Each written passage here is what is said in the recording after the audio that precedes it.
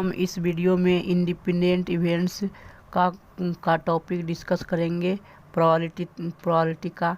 लेकिन उससे पहले हम कुछ क्वेश्चन सॉल्व कर लेते हैं। तो ये क्वेश्चन है मल्टीप्लिकेशन थ्योरम से रिलेटेड है, डिपेंडेंट इवेंट से रिलेटेड है। इस क्वेश्चन में कह रहा है कि two balls are drawn from an urn मतलब bag containing 2 white, 3 red and 4 black balls, 1 by 1 without replacement। तो विदाउट रिप्लेसमेंट मतलब क्या होता है? डिपेंडेंट इवेंट होता है। जैसे कि एक बैग है या अर्न उसी को कहा जाता है। अर्न मतलब बैग ही होता है। अर्न मतलब बैग ही होता है। इसमें 2 वाइट बॉल है, 3 रेड बॉल है और 4 ब्लैक बॉल है। ये दिया हुआ है। तो कह रहा है कि 1 बाय 1 ड्रॉ किया जाता है। जैसे कि एक बॉल को मैंने इसको ड्रॉ किया है तो उसका मैंने कलर देखा और उसे अलग रख दिया हूँ, ना कि इसी बैग में डाला हूँ। तो जब मैं इस बैग में नहीं डाला हूँ तो एक बॉल निकालने के बाद नंबर ऑफ बॉल्स तो डिक्रीज कर जाएगा, एक घट जाएगा, एक से घट जाएगा। तो दूसरे बॉल की प्रोबेबिलिटी बदल जाएगा। इसी कारण से क्या है? डिपेंडेंट इवेंट का ये क्वेश्चन है। तो हम मान लेते हैं कि ए इवेंट है, A is the event of getting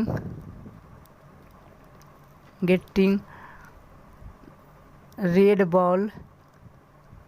event A is the event of getting red ball in first drawn।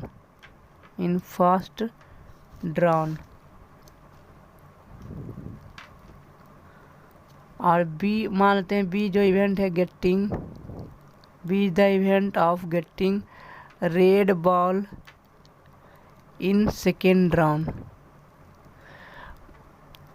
या तो जैसे कि मैंने ये बैग है, बैग में से मैंने एक बॉल मैंने ड्रॉ किया, या तो शुरू में ही आ जाएगा रेड बॉल। अगर जो शुरू में नहीं आएगा तो सेकेंड में आएगा। तो किसी में से किसी तो रेड आएगा, सेकेंड में भी नहीं आएगा तो परफॉर्म ही नहीं होगा। तो उनमें से तो एक को आना ही आना है। तो रिक्वायर्ड प्रोबेबिलिटी हमको क्या होगा? मैं ए इवेंट का भी प्रोबेबिलिटी निकाल लूँगा, बी इवेंट का भी प्रोबेबिलिटी निकाल लूँगा। लेकिन इससे पहले हमें रिक्वायर्ड प्रोबेबिलिटी भी चाहिए कि हम क्या करा है कि probability of at least 1 ball is red. Probability of 1 ball is red. तो 1 बॉल इज रेड मतलब क्या हो गया?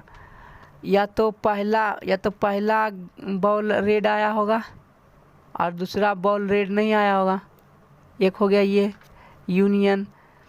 या तो पहला ही बॉल रेड नहीं आया होगा और दूसरा बॉल रेड आया होगा। या तो ऐसा भी हो सकता है कि दोनों बॉल रेड आया होगा। यही ना केस करा कि पहला भी रेड है और दूसरा भी रेड है। तो यही हमें रिक्वायर्ड प्रोबेबिलिटी निकालना है, इसे ही हमें निकालना है। तो सब क्या है? म्यूचुअली एक्सक्लूसिव इवेंट्स है। तो इसका इंटरसेक्शन क्या हो जाएगा? 0 हो जाएगा। तो प्रोबेबिलिटी क्या होगा? इसका प्रोबेबिलिटी हो जाएगा एटलीस्ट 1 बॉल का होगा कि probability of A intersection not B, ये हो गया, plus probability of not A intersection B plus probability of A intersection B. ये हो गया। तो सब के सब तो हम यहाँ पर क्या करेंगे कि probability of A intersection B निकाल लेंगे। कैसे निकालेंगे? क्योंकि ये डिपेंडेंट वेरिएबल है, डिपेंडेंट इवेंट्स है। तो पहले प्रोबेबिलिटी ऑफ ए निकालेंगे। तो probability of A into probability of not B when A has already occurred plus probability of not A when into probability of b when a bar है, मतलब a not a has already occurred. फिर क्या होगा? Probability of a into probability of b when a has already occurred. इस तरह से हम solve करेंगे। तो इसका आंसर क्या होगा? प्रोबेबिलिटी ऑफ a, जब मैंने पहला बॉल जो ड्रॉ किया था उसमें से रेड होने की प्रोबेबिलिटी क्या है? तो उसमें से रेड बॉल होने की प्रोबेबिलिटी क्या होगा? क्योंकि पूरे 3 बॉल रेड था, 3 बॉल्स रेड था और टोटल कितना बॉल था, टोटल था 9 बॉल्स, टोटल 9 बॉल्स था। तो 3 बॉल में से कोई भी एक बॉल, एक पहला जो बॉल मैंने खींचा ड्रॉ किया था तो उसमें से एक बॉल रेड होगा, क्योंकि रेड पहले ही बॉल के प्रोबेबिलिटी हमने क्या बोला कि पहला बॉल जो ड्रॉ किया है वो क्या है, रेड है। तो 3 हो जाएगा, 3/9 हो जाएगा पहले बॉल के रेड होने की प्रोबेबिलिटी। अब बोला है कि जब मैंने दूसरा बॉल निकाला था तो दूसरा बॉल रेड नहीं था, जब मैंने दूसरा बॉल निकाला था तो उसका रेड नहीं होने की प्रोबेबिलिटी क्या हो जाएगा, तो रेड नहीं होने की प्रोबेबिलिटी क्या होगा, 4 और 2 6, 6/8 हो जाएगा, क्योंकि एक बॉल घट गया तो 6/8 हो जाएगा प्लस। इसी प्रकार की पहले बॉल के रेड नहीं होने की प्रोबेबिलिटी क्या होगा, 6/9 इंटू, जब पहला बॉल रेड नहीं है तो अब दूसरे बॉल के रेड होने की प्रोबेबिलिटी क्या होगा, तो total number of red ball कितना है, 3/, अब तो एक बॉल घट गया है 9 में से, तो एक बॉल घट गया तो 8 बॉल होगा, तो 8 से डिवाइड करना पड़ेगा प्लस। अब कह रहा है कि इसमें क्या होगा कि प्रोबेबिलिटी ऑफ ए, मतलब कि पहला बॉल रेड होना चाहिए, तो पहला बॉल रेड होने की क्या प्रोबेबिलिटी है, 3 टोटल बॉल 9 इंटू, अब करा कि probability of B given A has already occur, मतलब कि दूसरा बॉल रेड होगा। कंडीशन क्या है कि पहला बॉल रेड आ चुका है, तब दूसरा बॉल रेड होने की क्या प्रोबेबिलिटी है, तो 3 बॉल में से तो एक बॉल पहले ही निकल गया रेड बॉल, 3 रेड बॉल में से, तो अब 2 ही रेड बॉल बचेगा और एक बॉल भी घट गया तो क्या होगा, 8 बॉल्स होगा। तो ये मेरा रिक्वायर्ड प्रोबेबिलिटी हो गया। यहाँ पर बोल रहा था ना कि यहाँ पर क्वेश्चन में बोल रहे थे यहाँ पर कि एटलीस्ट 1 बॉल इज रेड, कम से कम एक बॉल रेड होना चाहिए, तो या तो एक बॉल रेड होगा या तो दोनों बॉल रेड होगा। तो मैंने यही कंसीडर किया था कि मान लेते हैं कि पहला बॉल रेड है और दूसरा बॉल रेड नहीं है, ये केस हो सकता है, या यूनियन मतलब या ये केस ये भी हो सकता है कि पहले में रेड नहीं आया है और दूसरा में रेड आया है, या ये भी केस हो सकता है कि दोनों के दोनों बॉल क्या होगा, रेड आया होगा। इसके अलावा तो कोई भी केस नहीं होगा, क्योंकि कह रहा है कि एटलीस्ट 1 बॉल इज रेड, एक से कम एक बॉल तो रेड होता ही होता है। ऐसा नहीं है कि कोई भी रेड बॉल नहीं है, कम से दो बॉल मैंने ड्रॉ किया तो उनमें से तो कम से कम एक बॉल तो रेड है, होगा ही होगा। जब दोनों बॉल रेड हो जाएगा तो और अच्छी बात है, तो कम से कम तो एक बॉल रेड होगा ही होगा। तो यही 3 केस है, 1 2 3 केस है, तो मैंने तीनों केस को सोल्व कर दिया हूँ। तो अब रिक्वायर्ड प्रोबेबिलिटी हो जाएगा कि probability of at least 1 ball is red, 1 ball is red. तो क्या होगा, इसको मैं जब सोल्व करूँगा तो क्या होगा, देख रहे हैं कि ये और ये 2 टाइम्स है, तो 2 इंटू मल्टीप्लाई कर देंगे 6/9 इंटू 3/8, ये हो गया। जब मैं इसको सोल्व करूँगा तो 2 चौके 8, 3 तिया 9, तो 1/12 हो गया। और इसे सोल्व करते हैं तो 3 दूनी 6, 3 तिया 9, 3 से 3 कैंसिल, 2 चौके 8, तो क्या हो गया, 2 चौके 8। यहाँ से मैंने 3 दूनी 6, 3 तिया 9, फिर 3 कैंसिल हो गया, 2 चौके 8, तो 4 तिया 12, तो कितना हो जाएगा, यहाँ से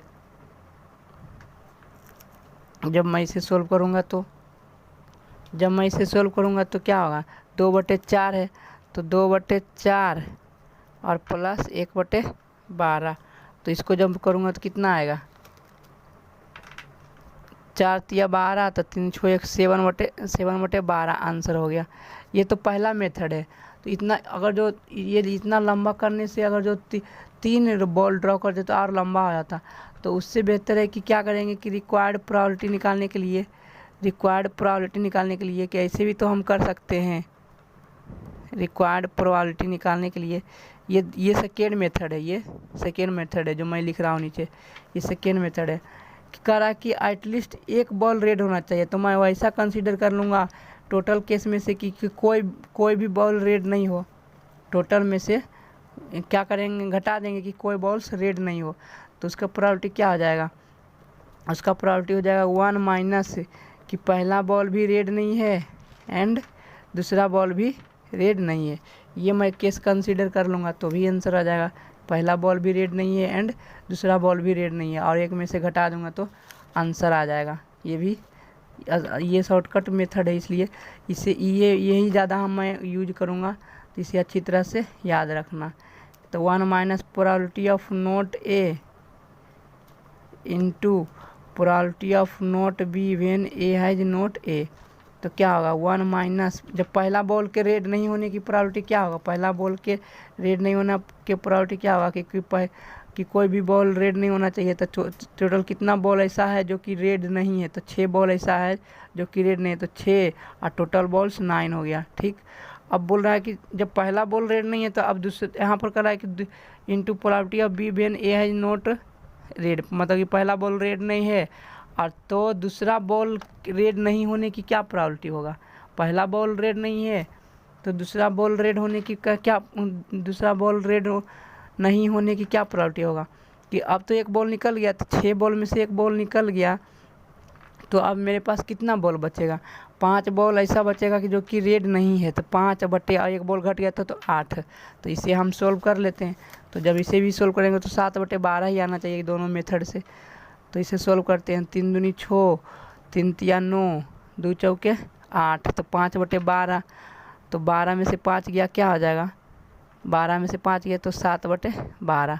तो इस फार्मूला से भी आ रहा है 7 बटे 12 और ऊपर वाले फार्मूला से भी आ रहा है 7 बटा 12। तो ये आंसर हो गया इस क्वेश्चन का।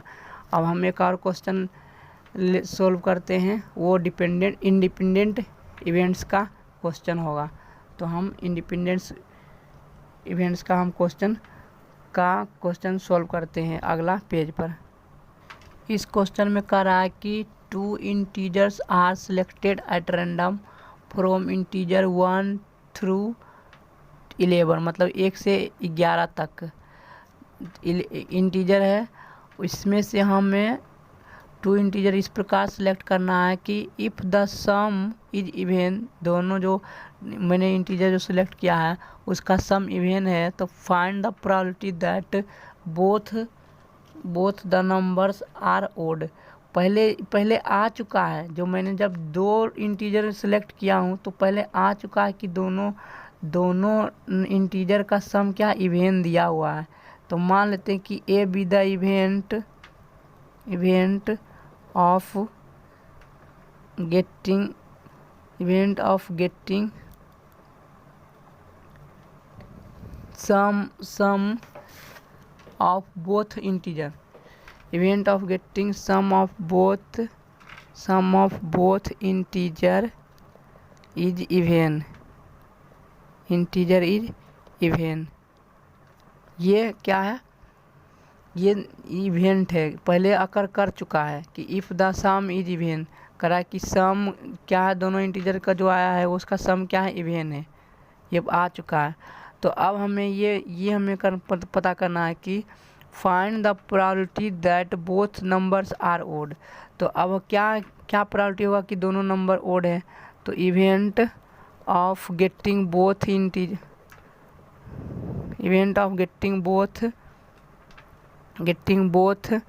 numbers are odd। अब हमें ये पता करना है कि जब ये सम इवन आ चुका है, जब दोनों नंबर का सम इवन आ चुका है, तब हमें ये पता करना है, तब हमें ये प्रोबेबिलिटी निकालना है कि जो नंबर दोनों है वो ओड है, दोनों के दोनों ओड है। तो हमें प्रोबेबिलिटी क्या निकालना है, probability of getting both numbers are odd, both numbers are odd, ये हमें प्रोबेबिलिटी निकालना है। मतलब क्या, हमें ये निकालना है कि प्रोबेबिलिटी ऑफ बी, मतलब बी हमें निकालना है जब ए पहले अकर कर चुका है। Probability of B when A has already occurred, तो क्या होगा,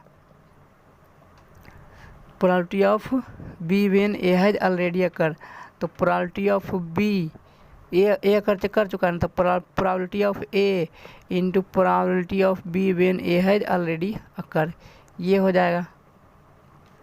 या तो ऐसे भी लिख सकते हैं इसे कि probability of B when A has already occurred equals to क्या हो जाएगा, इसको probability of A intersection B बटे प्रोबेबिलिटी ऑफ ए, ये हो जाएगा, क्योंकि फार्मूला होता है कंडीशनल प्रोबेबिलिटी का। तो हम इसी फार्मूला पर सोल्व करते हैं कि दोनों में कॉमन क्या है, ए और बी में कॉमन क्या है। तो ये पहला इवेंट का हम देखते हैं, इसमें हम पुट कर देंगे, लेकिन पहले हम देखते हैं कि सैम्पल स्पेस क्या बन रहा है ए इंटरसेक्शन बी का। तो पहले हम ए का इवेंट लिखेंगे। ए का इवेंट क्या होगा कि getting sum of both integer are even. तो इवेन कब आएगा, सम दोनों इंटीजर का सम इवेन कब आएगा, या तो दोनों के दोनों ओड हो तो भी सम आएगा, या तो दोनों के दोनों इवेन हो तो सम क्या आएगा, इवेन आएगा। तो 1 से 11 तक में 6 गो ऐसा होगा जो कि ओड होगा। 1 से 11 तक में 6 डिजिट ऐसा होगा जो कि ओड होगा, 1 3 5 7 9 और 11। ये 3 और 3 6 डिजिट है जो ओड होगा। तो हमें 6 इसमें से किसी एक के साथ पेयर बनाएंगे तभी ना दोनों का सम क्या होगा, ये आना चाहिए, इवेन आना चाहिए, इवेन आना चाहिए। तो दोनों को दोनों क्या आना चाहिए, दोनों को दोनों का इंटीजर का सम इवेन आना चाहिए। तो अगर जो हम दोनों के दोनों ओड सेलेक्ट करते हैं तो उसका सम क्या हो जाएगा, इवेन हो जाएगा। और दूसरा केस क्या होगा कि जब दोनों का दोनों नंबर हम इवेन ही सिलेक्ट करेंगे, 2 4 6 8 10, तो भी क्या होगा, उसका सम इवेन ही आएगा। तो 2 केस बनता है। जो इवेंट है getting sum of both integer is even, तो इवेन कब आ सकता है, या तो 2 ओड को जोड़ेंगे तो इवेन नंबर आएगा। कोई भी 2 ओड नंबर 2 इंटीजर को जोड़ेंगे, 2 ओड इंटीजर को जोड़ेंगे तो इवेन नंबर आएगा, इवेन इंटीजर आएगा या इवेन नंबर आएगा। या तो हम 2 इवेन इंटीजर को जोड़ेंगे, ऐड करेंगे तो भी क्या आएगा, सम उसका क्या आएगा, इवेन आएगा। तो हम दो केस आ रहा है तो 2 को इसमें क्या करते हैं, प्लस करेंगे। तो पहले हम 6 ओड इंटीजर में से 6 ओड इंटीजर में से कोई भी 2 सेलेक्ट कर लेंगे तो भी क्या आएगा, ओड आएगा। सम उसका क्या आएगा, इवेन आएगा। या तो ये 5 गो है, 5 में से कोई भी 2 गो सेलेक्ट कर लेंगे तो भी क्या आएगा, वो इसका सम इवेन ही आएगा। ये तो पहला हो गया, नंबर ऑफ एलिमेंट हो गया।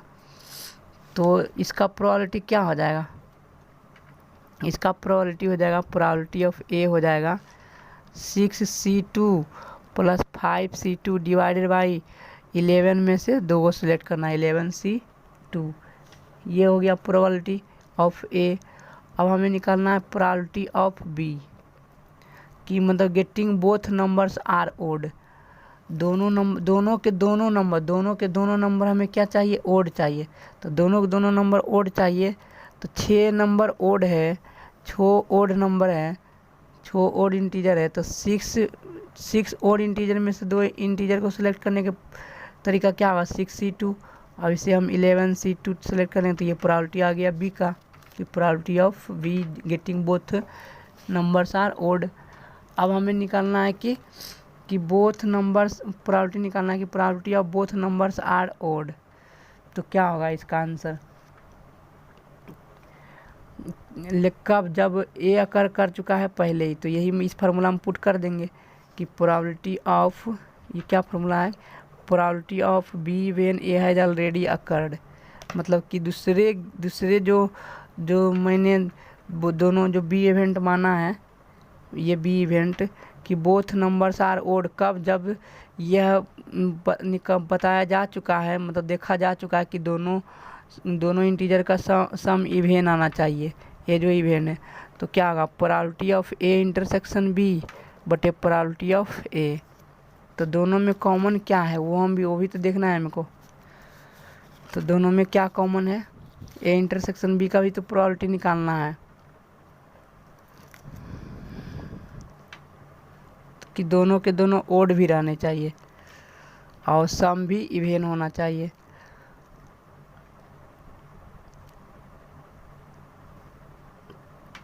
सम भी इवेन होना चाहिए और दोनों के दोनों ओड भी होना चाहिए। तो हम किस तरह से सिलेक्ट करेंगे, तो दोनों के दोनों ओड भी रहना चाहिए और दोनों के दोनों क्या होना चाहिए, दोनों का सम इवेन भी होना चाहिए।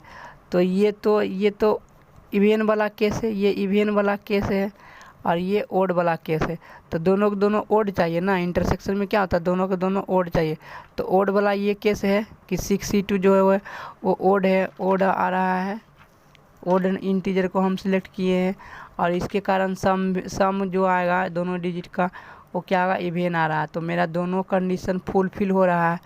इवेंट ए का भी कंडीशन फुलफिल हो रहा है कि सम ऑफ बोथ इंटीजर इवेन आ रहा है, और दूसरा कंडीशन भी फुलफिल हो रहा है कि दोनों का दोनों जो मैंने इंटीजर सेलेक्ट किया है वो ओड है। तो कितना हो जाएगा, probability of A intersection B बराबर 6c2 डिवाइडेड बाई 11c2 और होल डिवाइडेड बाई, अब प्रोबेबिलिटी ऑफ ए निकाल देंगे।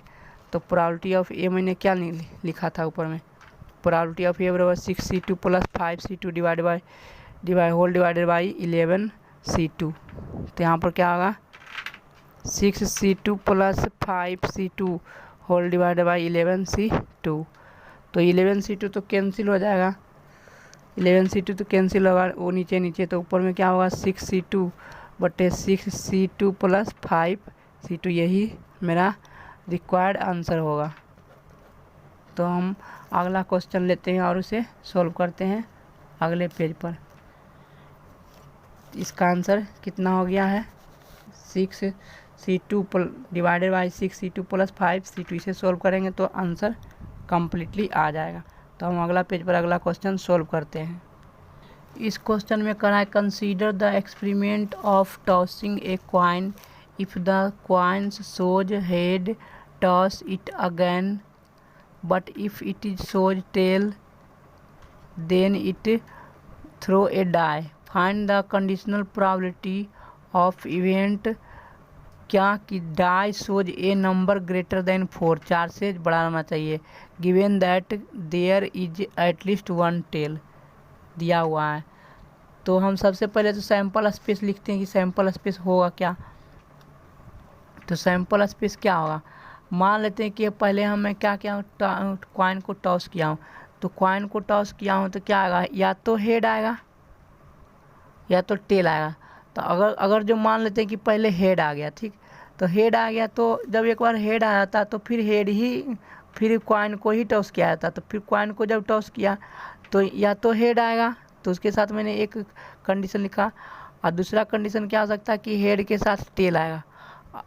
ये हो गया हेड के साथ, ये हेड के साथ तो यही ना होगा कि जब मैंने पहला बार टॉस किया था तो हेड आया, तो फिर हमें टॉस करना पड़ेगा क्वाइन को ही। तो फिर अगर जो हेड आया होगा या तो टेल आया होगा, दो ही केस हो सकता है। अब अगर जो मान लो कि शुरू में ही टेल आ गया, अगर जो मान लेते कि पहला टॉस में ही मैंने टॉस किया क्वाइन को और टेल आ गया, तो तब क्या कहता है क्वेश्चन में, तब कह रहा है कि हमें डाई को थ्रो करना पड़ता है। तो मान लेते हैं कि पहले टॉस किए क्वाइन को तो टेल आ गया, तो अब तो डाई को टॉस करना पड़ेगा। तो डाई को टॉस करना पड़ेगा तो डाई में क्या 1 से 6 डिजिट रहता है, तो या तो 1 आएगा तो या तो 2 आएगा, तो टेल के साथ 2 हो जाएगा, या तो टेल के साथ 3 आएगा, या तो टेल के साथ 4 आएगा, या तो टेल के साथ 5 आएगा, या तो टेल के साथ 6 आएगा। यही पॉसिबल केस है। तो ये मेरा क्या हो गया, सैंपल स्पेस हो गया। अब हमें कह रहा है कि अब हमें सबका प्रोबेबिलिटी तो निकाल ही लेंगे, जैसे कि प्रोबेबिलिटी ऑफ हेड क्या होगा, प्रोबेबिलिटी ऑफ हेड का हो जाएगा, हेड आने का प्रोबेबिलिटी क्या होता है 1/2, फिर हेड आने का प्रोबेबिलिटी 1/2 मतलब 1/4। इसी तरह से निकाल सकते हैं ना कि प्रोबेबिलिटी ऑफ टेल 3, मतलब टेल आना चाहिए और 3 आना चाहिए डाई पर, क्वाइन पर टेल आना चाहिए, और डाई जब थ्रो करेंगे तो उस पर 3 आना चाहिए। इसका भी प्रोबेबिलिटी निकाल सकते हैं, लिख सकते हैं कि टेल का क्या होगा प्रोबेबिलिटी 1/2। लेकिन एक पासा को जब एक डाई को थ्रो करते हैं तो उसमें तो एक ही नंबर 3 रहता है ना, तो 1/6 हो जाएगा, मतलब 1/12 होगा। इस तरह से हम सारे का प्रोबेबिलिटी लिख सकते हैं। तो अब हम कंसीडर करते हैं कि इवेंट ए क्या कंसीडर करते हैं कि इवेंट ए हम कंसीडर करते हैं कि जो दिया हुआ conditional probability that event showing a number greater than 4 consider हम कंसीडर करते हैं कि there is at least 1 is tail, ये कंसीडर करते हैं कि ए जो इवेंट है, A is the event, that event क्या है, that there is at least one tail, there is at least one tail, एक टेल है। तो ये एक टेल है, तो ये इसमें क्या कौन कौन सा कंसीडर होगा, कम से कम एक टेल है, दोनों टेल हो सकता है, लेकिन एटलीस्ट क्या है, एक टेल है। तो एक टेल है तो क्या होगा, इसमें टेल के साथ टेल भी तो आएगा, एक जगह टेल के साथ टेल भी आएगा, टेल के साथ टेल नहीं आएगा, क्योंकि तो मैंने टॉस किया था, तो जब एक बार टेल आ जाएगा तो हमें तो क्या करेंगे, डाई को थ्रो करेंगे ना, तो यही आएगा। तो करा कि there is at least one tail, तो क्या आएगा इसमें event, one tail comma one, tail comma two, tail comma three, tail comma four, tail comma five, tail comma six. ये हो गया सेम इवेंट हो गया, ए का इवेंट हो गया, इसमें से यही आएगा। अब हम बी का लिखते हैं, तो बी में क्या होगा, बी में क्या होगा, एटलीस्ट वन टेल। तो टेल एक यहाँ पर भी तो आया होगा, हेड के साथ टेल आया होगा यहाँ पर, तो यहाँ पर भी एक टेल आएगा, हेड और टेल, ये हो लिखना पड़ेगा। ठीक, ये हमें लिखना पड़ेगा क्योंकि एटलीस्ट वन टेल आया था, तो ये भी हमें लिखना पड़ेगा। तो ये मायने नहीं रखता है, ये मायने नहीं रखता कि टेल पहले आया कि टेल बाद में, बोल रहा है कि एटलीस्ट वन टेल रहना चाहिए, वो या तो पहले बार में टेल आ जाए या तो बाद वाले में टेल आए, लेकिन टेल एक एटलीस्ट रहना ही चाहिए। तो ये हो गया पहले का इवेंट का सैम्पल स्पेस। अब मैं दूसरा इवेंट क्या कंसीडर करूँगा, क्वेश्चन में कह रहा है कि find the conditional probability of event die shows a number greater than 4। तो यही हम कंसीडर करेंगे, die shows a number greater than 4।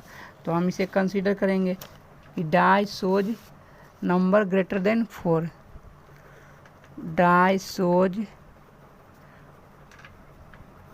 Number greater than 4 तो इसका इवेंट क्या होगा, 4 से ज़्यादा रहना चाहिए। जो डाई शो करता है नंबर ग्रेटर देन 4, तो 5 और 6 होगा, तो टेल के साथ 5 आएगा और टेल के साथ 6 आएगा, यही ना होगा, नंबर ग्रेटर देन 4 का रहा है। तो दो ही चीज़ आएगा, एक 5 वाला एक 6 वाला, ये दो को ये इवेंट हो गया। तो हमें निकालना है रिक्वायर्ड प्रोबेबिलिटी, क्या निकालना है, रिक्वायर्ड प्रोबेबिलिटी, हमें आंसर लिखना है रिक्वायर्ड प्रोबेबिलिटी का, कि P बराबर प्रोबेबिलिटी ऑफ गेटिंग क्या, die shows a number greater than 4, तो मतलब B हो जाएगा, क्योंकि नंबर ग्रेटर देन B कब, जब A है ऑलरेडी अकर, जब क्योंकि पहले आ चुका है कि there is at least one tail है, एगो टेल है, जब एक टेल आ चुका है तब हमें ये बताना है कि जो दूसरा बार जो मैंने फिर डाई थ्रो किया था, तो उसमें से कि क्या होना चाहिए, नंबर ग्रेटर देन 4 आना चाहिए डाई पर, तो ये हमें निकालना है। तो क्या होता है कि probability of A intersection B बटे प्रोबेबिलिटी ऑफ ए, यही ना कंडीशनल प्रोबेबिलिटी का फॉर्मूला होता है।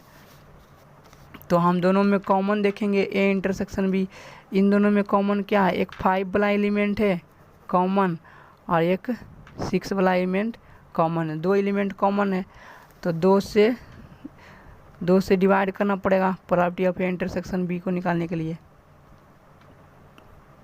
ये 2 हो जाएगा, 2 जो भी आएगा वो हम लिख देंगे, अब बटे प्रोबेबिलिटी ऑफ ए, तो ए का प्रोबेबिलिटी क्या होगा, ए का प्रोबेबिलिटी क्या होगा, 2 बटे कितना है, 1 2 3 4 5 6 7, तो 7 हो जाएगा, डिवाइड कर देंगे 7 से, तो हमें प्रोबेबिलिटी ऑफ ए से डिवाइड कर देंगे, तो प्रोबेबिलिटी ऑफ ए निकाल लेंगे और probability of A intersection B निकाल लेंगे, तो ये आंसर आ जाएगा। तो हम पहले probability of A intersection B निकालेंगे, तो probability of A intersection B क्या होगा, probability of A intersection B मतलब कि 5 का निकालेंगे और प्लस T6 का निकालेंगे, ये दोनों को निकालना पड़ेगा। तो मतलब probability of T5 plus probability of T6, ये हो गया। और होल डिवाइडेड बाई ए का प्रोबेबिलिटी क्या है, ए का प्रोबेबिलिटी में T1 वाला है, T2, T3, T4, T5, T6 और ये HT वाला है, यहाँ तक का है, तो सारा का निकालना पड़ेगा। मतलब क्या हम करेंगे, हम इस तरह से कर देंगे कि प्रोबेबिलिटी ऑफ T1 निकालेंगे, T1 और फिर T2, तो probability of T1 plus probability of T2 plus probability of T3, इसी तरह से प्रोबेबिलिटी ऑफ T4, और इसी तरह से क्या था, H और T का प्रोबेबिलिटी भी निकालना है हमको। ठीक, तो हम लिख देंगे, तो क्या होगा, इसका प्रोबेबिलिटी क्या होगा, T का प्रोबेबिलिटी 1/2 होगा, गुने 5 का प्रोबेबिलिटी क्या होगा 1/6। इसी प्रकार से इसका T का प्रोबेबिलिटी 1/2 गुना 6 का प्रोबेबिलिटी क्या होगा 1/6, होल डिवाइडेड बाई कितना है 1/12 ही आ रहा था, ए क्या होगा, ये 1 है तो ये T है, तो 1 2 3 4 5 6 होगा, तो 6 टाइम्स हो जाएगा 1/2 गुने 1/6, ये हो जाएगा 1/6, ये है प्लस, और एक हो जाएगा 1/2 गुने 1/2। तो जब हम इसे करेंगे तो क्या होगा, इन दोनों को जब सोल्व करेंगे ऊपर में तो 1/6 आएगा, क्योंकि 2 बार आया है, 1/12 प्लस 1/12 1/6। और जब हम इसे डिवाइड करेंगे 6 तो 6 कैंसिल हो जाएगा, तो 1/2 और प्लस 1/4, तो क्या हो जाएगा 2 1 3/4, तो 1/6 और 4/3। तो जब हम इसे सोल्व करेंगे तो क्या होगा 2/9 आंसर आएगा। इस क्वेश्चन का आंसर क्या होगा 2/9। तो हम अगला क्वेश्चन को लेकर के अगला क्वेश्चन सोल्व करते हैं अगले पेज पर। इस क्वेश्चन में कह रहा है कि if probability of A equals to 3/8, probability of B equals to 1/2 and probability of A intersection B equals to 1/4 है, तो फाइंड करना है कि find probability of not A when not B has already occurred and probability of not B when not A has already occurred. तो हम इसे solve करेंगे। ये मैथमेटिकल एक प्रकार का कंसेप्ट है, और ये इम्पोर्टेंट है, क्योंकि मैथमेटिकली सोल्व करने के आएगा तभी फिजिकली कंसेप्चुअल क्वेश्चन सोल्व कर सकते हो। तो इसमें मैं एक फार्मूला लिखूंगा, उससे वह बहुत VVI है मैंने करा चुका, लेकिन फिर भी उसे हमें याद रखना बहुत ज़रूरी है उस फार्मूला को। तो यहाँ पर हमें निकालना क्या है, हमें निकालना है कि probability of not A when not B has already occurred. तो क्या होगा, प्रोबेबिलिटी ऑफ कंडीशनल प्रोबेबिलिटी क्या होता है, probability of not A intersection probability of not B divided by probability of not B. तो जब प्रोबेबिलिटी ऑफ बी दिया हुआ है तो probability of not A B निकाल सकते हैं, क्योंकि मैं जानता हूँ कि प्रोबेबिलिटी ऑफ कुछ भी होता है, जैसे probability of B plus probability of not B बराबर 1 होता है। तो जस्ट किसी का एक उल्टा हम कर देते हैं, एक में से घटा देते हैं तो आ जाता है। तो प्रोबेबिलिटी ऑफ नोट बी के बराबर क्या होगा 1 minus probability of not B, यही ना प्रोबेबिलिटी ऑफ बी हो जाएगा। प्रोबेबिलिटी ऑफ नोट बी बराबर क्या होगा 1 minus probability of not B. ठीक इसी प्रकार अगर जो हमें निकालना रहेगा कि प्रोबेबिलिटी ऑफ बी निकालना रहेगा तो 1 minus probability of not B कर देंगे, है ना। तो ये हो गया। तो और एक फार्मूला ये होता है कि probability of not A intersection probability of not B, ये सब सेट थ्योरी में ही कंसेप्ट है, सेट थ्योरी का ही कंसेप्ट है, बस नंबर के जगह पर यहाँ पर प्रोबेबिलिटी का साइन P हो जाता है। तो probability of not A intersection probability of not B को हम इस तरह से लिख सकते हैं, probability of A union B का नोट लिख सकते हैं, इस तरह से लिख सकते हैं।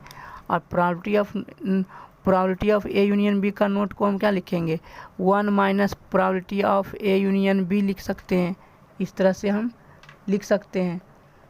तो हम और ये ए यूनियन बी का फॉर्मूला मैं जानता ही हूँ, तो लिख सकता हूँ क्या probability of not A intersection probability of not B बराबर 1 माइनस ए यूनियन बी बराबर क्या होता है probability of A plus probability of B minus probability of A intersection B.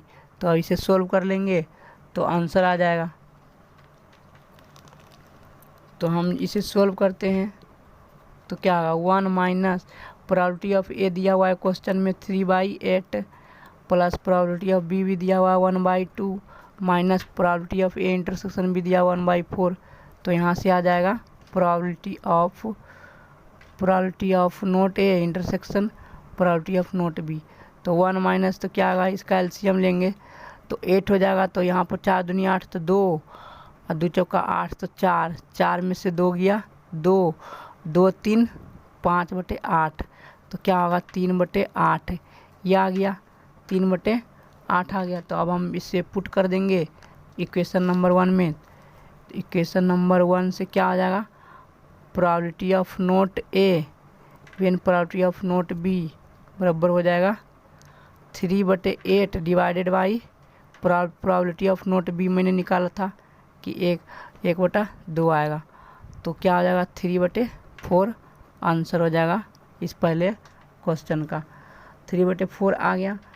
तो अब हम क्या करेंगे, इसी तरह से हम निकाल सकते हैं probability of not B into probability when not A है ऑलरेडी अकर। तो क्या होगा probability of B not B intersection probability of not A divided by क्या होगा प्रोबेबिलिटी ऑफ नोट ए।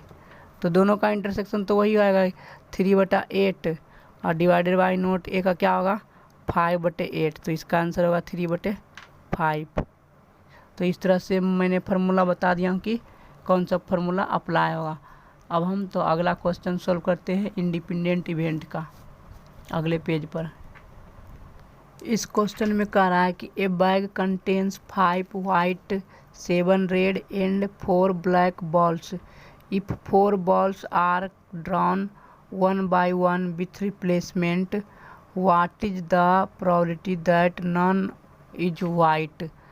मतलब कह रहा है कि जो कोई भी बॉल वाइट नहीं हो इसकी क्या प्रोबेबिलिटी होगा। चार बॉल निकाला जाता है 1 by 1, मतलब एक निकाला जाता है और उसी में बैग में डाल करके ही, जैसे मैंने कि फॉर एग्जांपल बैग से एक बॉल निकाला उसका कलर देखा फिर उसी में मैंने डाल दिया हूँ और फिर उसमें मिक्सअप कर दिया हूँ, ऊपर नीचे इधर उधर हिला डुला करके मिक्सअप कर दिया। फिर मैं दूसरे बॉल निकालूंगा उसका कलर देखूंगा कि कौन सा है, रेड है वाइट है ब्लैक है, फिर उसी में डाल दूंगा बैग में और फिर मैं मिक्सअप कर दूंगा हिला डुला कर, फिर तीसरे बॉल निकालूंगा इस तरह से। तो हम क्या सोल्व करेंगे कि probability that non is white. 4 balls मैंने ड्रॉ किया तो 4 बॉल्स का इवेंट लिख लेंगे कि मान लेते हैं प्रोबेबिलिटी ऑफ मतलब ए इवेंट बी इवेंट सी इवेंट। तो मान लेते हैं कि ए जो इवेंट है वो गेटिंग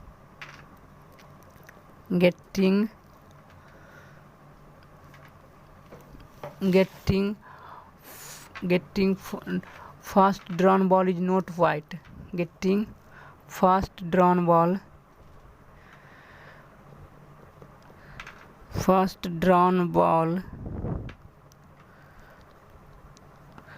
इज नॉट वाइट। फिर इसी तरह से दूसरा इवेंट है सेकेंड ड्रॉन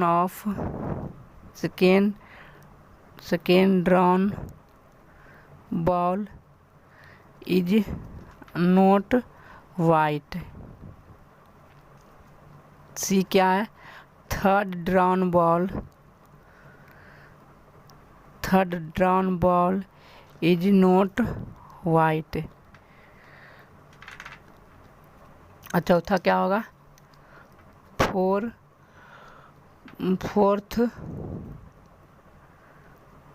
ड्रॉन बॉल